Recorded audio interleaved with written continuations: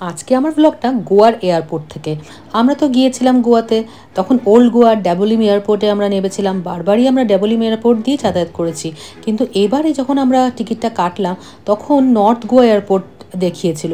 তো আমরা ভাবলাম নর্থ গোয়া এয়ারপোর্ট হবে, হয়তো কোনো ছোটোখাটো এয়ারপোর্ট, একটু দেরি করে পৌঁছেছিলাম, মানে খুব কম সময় হাতে ছিল সেখানে আমরা পৌঁছেছিলাম যখন। তো গিয়ে দেখলাম অসম্ভব সুন্দর, কি নেই।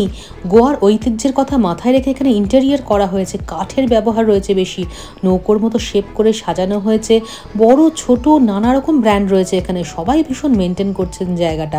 আর মানুষও কিন্তু নোংরা করছে না জায়গাটা। আসলে কোনো জায়গার সৌন্দর্য বোঝা যায় সেখানে ওয়াশরুম দেখে। আর এখানের ওয়াশরুম এত সুন্দর, এত পরিষ্কার পরিচ্ছন্ন, আমার ভীষণ ভালো লেগেছে। কি কালারফুল দেখুন, ওপরটা করেছে, ছাদটা এরকম সুন্দর করে সাজিয়েছে। যে কোনো এয়ারপোর্ট যদি এরকম সুন্দর হয় মনটা এমনি ভালো হয়ে যায়। আর ইন্টারন্যাশনাল এয়ারপোর্টগুলো যেরকম থাকে ঠিক সেরকম করে করা হয়েছে। এমনিতেই ব্যাঙ্গালোর, হায়দ্রাবাদের এয়ারপোর্টগুলো তো বেশ সুন্দরই, আর এই গোয়ার এয়ারপোর্টটা এই নিয়ে যেহেতু নতুন হলো বেশ সুন্দর করেছে। কি নেই এখানে, জুয়েলারি থেকে কসমেটিক্স থেকে খাওয়া দাওয়া স্ন্যাক্স সব কিছু এখানে পেয়ে যাবেন শুধু একটা এয়ারপোর্টে এলে। আর দাম কিন্তু মোটামুটি এয়ারপোর্টে যেরকম থাকে ঠিক সেম দামই মেনটেন করা হয়েছে, মানে বিশাল বেশি কিছু নয়, আবার কমও নয় খুব একটা। আমার এই অটো শেপেড ফ্রিজ ম্যাগনেটগুলো ভীষণ পছন্দ হয়েছে। নানা রকমের ফ্রিজ ম্যাগনেটস রয়েছে, যদি আপনি গোয়া থেকে কিনতে ভুলে যান বা সময় না পেয়ে থাকেন তাহলে আপনি এখানে এসে কিনে নিতে পারেন। একটা বেশ সুন্দর সময় কাটানোর মতো এয়ারপোর্ট আমি বলতেই পারি। KFC রয়েছে, এছাড়া অনেক বড় বড় ব্র্যান্ডের খাবারের জায়গা রয়েছে, যেমন ভেজ খাবারের জন্য এই জায়গাটা বেশ ভালো। যারা ভেজ খান তাদের জন্য তো অসাধারণ।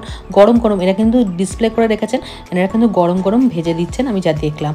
আর এত সুন্দর গোয়ার ঐতিহ্যকে বজায় রেখে একটা এয়ারপোর্টকে যে এত সুন্দর করে সাজানো যেতে পারে, ঝকঝকে তকতকে, আমার সত্যিই বলবো বেশ ভালো লেগেছে। প্রথমে একটা ছাতার দোকান দেখালাম না, সেখান থেকে আমি একটা ছাতাও কিনেছি। বেশি নয়, এখানে 750 টাকা দাম নিয়েছে। আমি কিন্তু কলকাতায় ব্র্যান্ডেড দোকান থেকে ছাতা এর থেকে বেশি দাম দিয়ে কিনেছি। আর মেঝে দেখেছেন একদম ঝকঝক তকতক করছে, বারবার করে পরিষ্কার করছেন এনারা। ইভেন ওয়াশরুমে গিয়েও আমি দেখলাম একজন ইউজ করার পরেই আবার সঙ্গে সঙ্গে ওনারা ক্লিন করে দিচ্ছেন। এই দেখুন ওয়েলনেসও রয়েছে এখানে, স্পা বডি ম্যাসাজ সব হয়, আবার আইরিশ হাউসও রয়েছে। সুতরাং এরপরে যদি কখনো গোয়া আসেন আমি অলওয়েজ সাজেস্ট করবো আপনাদের এখান থেকে কিন্তু একবার টিকিটটা কাটবেন। গোয়া থেকে হায়দ্রাবাদ দিয়ে এসেছিলাম, অপূর্ব সুন্দর রেনবো দেখতে পেলাম। আজকে গোয়া এয়ারপোর্টের এই মিনি ব্লগটা আপনাদের ভালো লাগলে একটা লাইক শেয়ার কমেন্ট করার অনুরোধ রেখে গেলাম। সবাই আনন্দে বাঁচুন, হই হই করে বাঁচুন।